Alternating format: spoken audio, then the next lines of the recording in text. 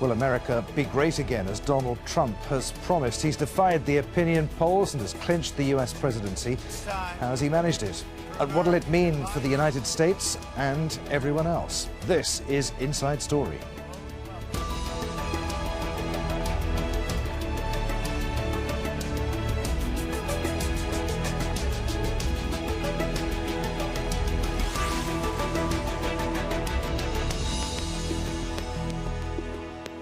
Hello and welcome to the programme. I'm Adrian Finnegan. He's never held political office, but now real estate mogul Donald Trump has been elected the 45th President of the United States of America. His victory over Hillary Clinton is being seen as the biggest political upset in recent American history. As expected, Trump won seats across the rural Midwest, but he also won several swing states, including Florida, Ohio and Pennsylvania. Trump's win ends almost 2 years of divisive campaigning from both candidates. His victory speech urged unity. Now it's time for America to bind the wounds of division. Have to get together. To all Republicans and Democrats and independents across this nation, I say it is time for us to come together as one united people. Time. I pledge to every citizen of our land that I will be president for all Americans, and this is so important to me. Well, many people didn't see this coming. Almost all the polls said a Clinton victory was in the bag. So, how did Trump win? Alan Fisher reports. Donald Trump's shock victory shows the businessman's ability to smash expectations and says a lot about the depth of anger in America against the established political structure and even the Republican Party itself. It's good to be with you. It's very hard to disentangle where the rage comes from, how much of it is kind of a white working class rage at losing their dominant position in the racial hierarchy, and how much of it is economic paranoia or legitimate economic fears given the lack of wage growth over the last 40 years. Corrupt Hillary, corrupt Hillary. He built his campaign in his own image, loud, brash and provocative. He's dominated US media for more than a year, and he attracted thousands upon thousands to his rallies across the country. The idea of a Trump presidential run rose out of the ashes of Mitt Romney's loss in the 2012 election. Within weeks, he trademarked the Make America Great Again slogan. When he launched his campaign, everyone got a taste of what was to come. When Mexico sends its people, they're not sending their best. They're bringing drugs, they're bringing crime, they're rapists, and some, I assume, are good people. He made remarks that would have sunk others. He insulted women, the disabled, war veterans and immigrants. He was slow to reject the backing of a white supremacist. It didn't matter. His support just grew. He won the Republican nomination, defeating 16 other candidates, including professional politicians who'd planned a White House run for years. They'd been reluctant to attack him, believing his campaign would implode and they'd pick up his support. But he just got stronger and stronger. He latched on to mainly white working class anger, people who saw everything around them change, and frustrated with politicians who did nothing to help. He tapped into a lot of the frustration that many working class Americans experience, that many middle class, the diminishing middle class that they're experiencing. We're seeing the economy improve, but people are not getting jobs that are as high paying, or they're having to work multiple jobs. And so I think that is the frustration that he's been able to tap into, and that he has tapped into, and that propelled him to win the election. Trump promised a return to more certain times, a return to American greatness, something that meant something different to everyone, but gave them a warm, nostalgic glow. Throughout the election, his campaign was dogged with many problems. His debate performances were poor, but he lost most support with the release of a controversial tape where he spoke about how he would sexually assault women and get away with it. When you're a star, they let you do it. You can do anything. Whatever you want. Grab them by the you can do anything. But in the end, more people wanted Trump with all his flaws, with all his bombast and anger.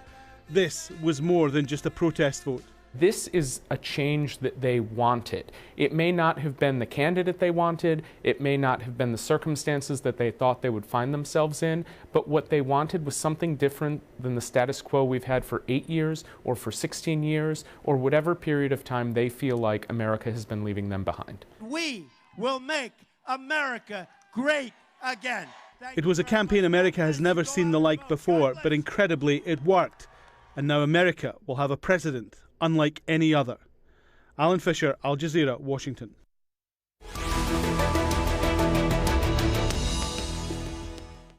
All right, let's bring in our guests for today's discussion. From Washington, D.C., we're joined by Deanna Bass, a Republican communications strategist. From New York, Jeannie Zaino, professor of political science and international studies at Iona College. And also in Washington, D.C., Heather Hurlburt, former special assistant and speechwriter to President Bill Clinton. Welcome to you all. I want to get on to what a President Trump will look like, what his administration will look like in a while. But first, let's discuss how he got there, how he won the presidency. Deanna, to what extent was it his outsider status that won Trump this election? The fact that he even ran against the powers within his own party? I think a lot of it had to do with his outsider status, and I think you should look at both the Democrats and the Republicans to see candidates like Bernie Sanders. I was on the campaign trail for a year with Dr. Ben Carson. You know, even candidates like Carly Fiorina attracted Americans to support them who had never been a part of the political process, people who had never voted. So there was a populist groundswell in both, you know, the Democrats and with the Republicans, and I think that had a lot to do with what propelled Trump to, you know, having the keys to the White House. Jeannie, what went wrong with the Clinton campaign? All the polls said right up until the polls actually closed, the voting booths closed, that she was going to win. How was her firewall breached? What went wrong? Did the campaign make tactical errors? I don't think the campaign necessarily made technical errors. You know, they did what we all tell them to do as campaign strategists. You raise money, you get a ground game going, you make sure you're well organized, all the traditional things. But I think Deanna's right. What she doesn't have is she doesn't have an appeal at this time. It was not the right time for her. If you look at it, Donald Trump had the wind at his back. He was running against somebody who was looking for a third term of President Obama. We don't normally elect third terms of presidents in this country. He was running as a change agent. And when we looked at the exit polls last night, what did we see? Far and away, the number one thing that respondents or citizens wanted as a quality in their candidate was somebody who could change the system. They were very frustrated with what's going on in Washington, D.C. They wanted to send a message to the establishment, a message to Washington. All of those things that propelled to Trump and that also propelled to Bernie Sanders. I mean, you can imagine what would have happened had Donald Trump been facing Bernie Sanders. I think he would have a much more difficult time breaking that firewall, particularly in the Rust Belt when you're looking at a Pennsylvania or a Michigan or a Minnesota. It would have held in a different way that she simply couldn't hold it together. You know, you can look at issues like free trade, certainly, but there were other issues as well that people wanted something new, something different, and they wanted to send a message, and she was not the candidate to allow them to do that. Jeannie, you said that it wasn't her time. It's unpalatable, but it's a question that I've got to ask. Is the fact that she's a woman, does that have anything to do with it? Was the United States ready for a woman president? I don't think you can ever separate that out. Look, this was a campaign that from start to finish was gendered. We had so many discussions in this country about what it's like to be a woman in the workplace, like what it's like to be a candidate, how women are treated. So it certainly overlaid the entire campaign. We've got to give her the fact she's the first female nominee of a major political party. I guess we have to say now that Americans aren't ready for a female candidate or a female president, if you will, although I don't know if I would go that far. I do think it had more to do with her and what she represents, not necessarily as a female, but as a candidate. So if you're looking at her as an establishment figure, if you're looking at her from her policy perspective, she was not selling something that the majority of the American public was willing to buy, at least the majority of the American public that came out last night, if these numbers hold true. And again, we still need to look at the number concerning the popular vote in this case.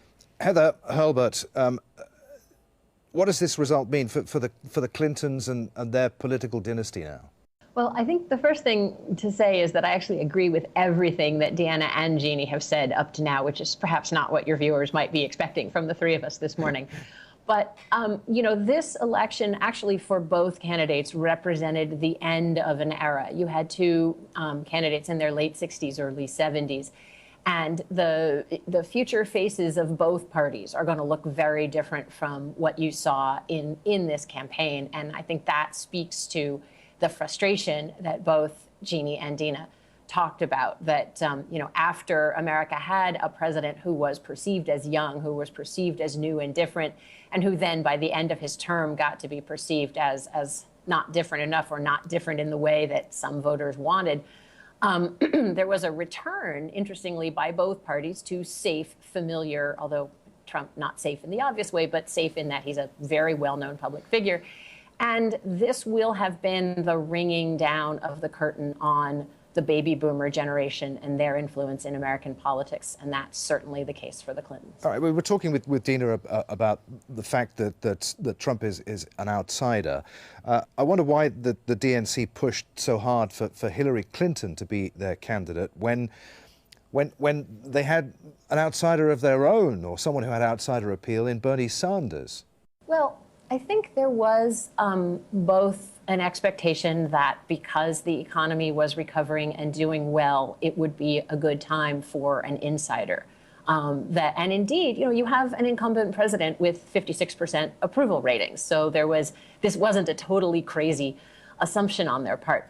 You know, the second point is that Sanders is, although he sounds, you know, he sounds great this morning, but Sanders' own personal history, the fact that he wasn't actually a Democrat and had no loyalty to the Democratic Party, the fact that he'd never run an election outside Vermont, had never been tested, had never faced the kind of opposition research that gets thrown at major party candidates in national elections in this country, he didn't look like a reasonable choice, the same way that much of the Republican establishment didn't think Trump looked like a reasonable choice. So, you know, we go back to this outsider point. Dina, I know you wanted to come in to say something there.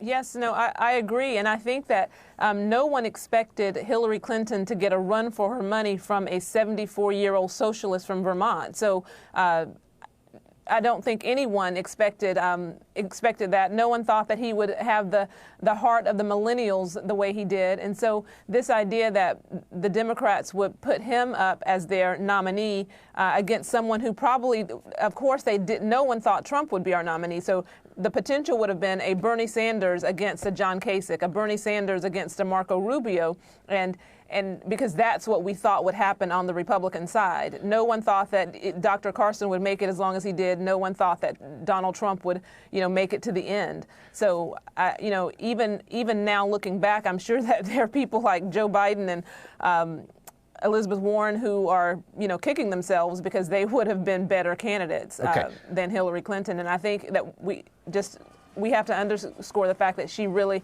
was a flawed candidate, and, you know, Donald Trump certainly is a flawed candidate as well. All right, a couple more questions on this before we move on to what a Trump presidency will look like. Dina, one of the demographic groups that has got a lot of attention is white voters without a college degree, male, who historically turn out in low numbers, but this year voted in even greater numbers for Trump, of course, than had been anticipated. How important was that group, do you think, in Donald Trump's election? You know, I think that population is probably the group that most people ignored in the beginning and didn't realize that they would turn out in the groundswell that they did.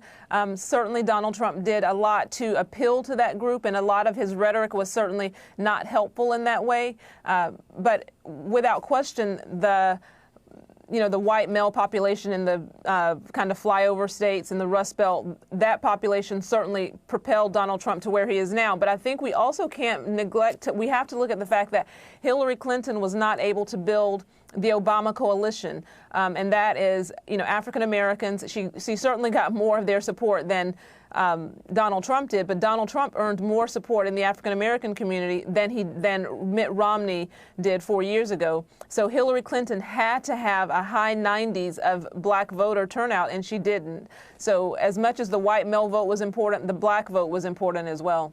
Jeannie, it was a pretty nasty campaign. What impact did FBI Director James Comey's decision to release his letter saying the FBI was reopening the investigation into Clinton's private email server have, do you think, on the outcome?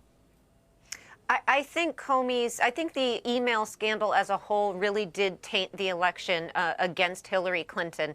And his decision in July, followed by the reopening that you just mentioned, then followed, just a few days ago by another closing of that investigation. I don't know that we have evidence yet that moved the needle for Donald Trump more than a point or two. But I do think what we're going to have to look at more carefully as we dig into these numbers is that one of the reasons that turnout, as was just mentioned, in some of these key Obama constituencies was down a little bit. And that turnout, the lack of turnout, really did impact Hillary Clinton, we think. And again, this is all preliminary because we're only a few hours out of this thing. We really have to dig in the numbers. But my guess is that we may have seen a small increase in favor of Donald Trump and a depression of the turnout that she needed to get her constituency and that Obama base out there. Okay. So I do think it did have an impact. More than anything, I think it reinforced what was the narrative of Donald Trump's campaign, painting Hillary Clinton as this establishment insider who can't be trusted, and it's business as usual if you elect her. And that's something that many people who went out to the polls yesterday really strongly rejected. Okay, Heather, will progressives like Bernie Sanders, we've already discussed, Elizabeth Warren, will they distance themselves now from the Democratic Party, or do you think that they will take it over? Yeah, there's no distancing. What there is instead going to be is quite an internal fight for control of party organs, party platforms. What does the Democratic Party represent now? And there'll be a ferocious internal debate of, does the party try to appeal more to the non-college white male demographic that you and Deanna were talking about a moment ago? Or does the party try to turn back to these folks that we were just talking about who seem not to have turned out this time? Is there a way to do both? I think there will certainly be some in the party who perceive, no, there's not a way to do both. And just to note that before the election, looking at the polling that at one point had quite a Clinton landslide, there was a lot of talk about the Republican Party splitting up, and there was not much talk about this huge fissure within the Democratic Party. And I think what you're now going to see is intense pressure on the Democratic Party, where there will also be intense internal pressure in the Republican Party, because, of course, this was not a party that went to this election united. But there's nothing like victory and controlling all three houses, all three branches of power, to kind of smooth over those tensions for a while. So we're gonna see intense forces within both parties, but the uncomfortable spotlight will shift to the Democrats for a bit. When Donald Trump enters the White House in January, he'll be backed by a Republican-controlled Congress, as we've just heard. They have the power to appoint a new Supreme Court judge, tipping the bench in favor of Trump. And there hasn't been a U.S. government this uniform since the 1920s. Here are some of the policies that Trump may try to push through. He wants the Mexican government to pay for a wall along the southern border of the United States. Trump's promised a deportation force to kick out migrants who don't have visas, and he wants to screen refugees who apply for asylum. Trump has said that he'll appoint a Supreme Court judge who may overturn the Roe versus Wade decision, which legalized abortion in the U.S. The president-elect wants the U.S. to rethink its relationship with NATO, and he's against international trade agreements, such as the Trans-Pacific Partnership, the TPP, which is a major policy of President Barack Obama. Dina, I saw you shaking your head slightly there. What is a Trump presidency going to look like? What can we expect from him in the first 100 days? Well, he has presented some of the things that he wants to do in the first 100 days. I believe that Donald Trump certainly has raised the issue of illegal immigration, but his idea of actually deporting 12 million non-documented or illegal immigrants, whatever the PC word is of the day, that's not going to happen. Now, the idea of actually deporting 2 million who are, who have committed crimes in the U.S., who are criminal, then that is something that many people can wrap their their minds around, but 12 million, that's just not going to happen. The idea of building a wall, many candidates have proposed different types of border security, and it includes everything from Hillary Clinton having said, called it a fence. Dr. Carson has talked about different levels of surveillance, increasing border agents on the border. So I do think that because he has made illegal immigration such a hallmark of his candidacy, that something will happen in in curbing illegal immigration. Jeannie, he made a lot of promises on the campaign trail. How long has he got before this tide of support that brought him to the presidency begins to wane? I mean, as Dina was saying, he's not going to get everything done that he's promised. Nobody ever gets everything done they promised, and I think Donald Trump's biggest challenge right now is to try to bring the country together after a very bitter and bruising campaign. I don't think we've seen it this divided in many election cycles. So I think his first job, and I think we heard him start to try to do this last night in his speech, is to try to invite and bring people together, people who did not vote for him and did not support him, both Democrats and people within his own party, because he's got some challenges there as well. He does not have a resounding victory or a resounding, mantle to move forward, if you will. He's going to have to work to piece that together. And if he wants to get these things done, he's going to have to work with Congress. Now, he has the benefit of having a Republican Congress, but let's not forget, he also has made some waves with many of the leaders in that Congress. The question today is Paul Ryan going to stay on as Speaker of the House? How is Donald Trump going to work with the Majority Leader, Mitch McConnell? These are big challenges he's going to face because, of course, he wasn't elected king. He was elected president, and presidents have to work with Congress. And I would also just step back and say, because I was so glad Heather mentioned it, we got this so wrong, so many of us in this business, that a lot of talk before last night was that the Republican Party, was it going to be dismantling? Was it doomed forever? And we wake up this morning, and in fact, it's not doomed, but it's probably the strongest it's been in a long time, not just at the federal level, where we're control all three branches in the very near future, but also at the state and local level, where it's controlling 3/4 of the state legislatures and the governorships. This is a very strong party with a deep bench that didn't itself think it could capture the White House and magically did last night. And it's going to move forward, and I think it's going to leave the Democrats with an awful lot to think about. All right, Heather, we'll give you the final word to you. You heard what Jeannie was saying there. He's going to assume power, the Republican-controlled House and Senate. There's a Supreme Court vacancy to fill. Many Republicans have refused to back him, though. So how easy or not is it going to be for President Trump to deliver on his promises? Some things will be very easy, like appointing an anti-choice Supreme Court justice. Some things that are core Republican priorities will be very easy. On many of the tougher issues that we've raised, like immigration, like trade, this is going to be a sort of district by district assembling new coalitions. As Jeannie said, this morning's Republican Party is very strong, but it's not yesterday's Republican Party. So I expect President Trump to focus on things that he can accomplish through executive orders in his first 100 days. On illegal immigration, on the one hand, the pace of deportations is actually the highest it's ever been under President Obama. But there'll certainly be something that looks like, or that tries to communicate to the American people, we're doing yet more on the security side. Similarly, on a number of the cultural issues he's talked about, the big things he said he would do, he can't do without Congress, but there are executive branch things that he can do. So, like smart what? presidential. Give me a quick example, because we're rapidly running out of time. The difference between the executive and the big. I assume by a big thing you're talking about the Mexico wall.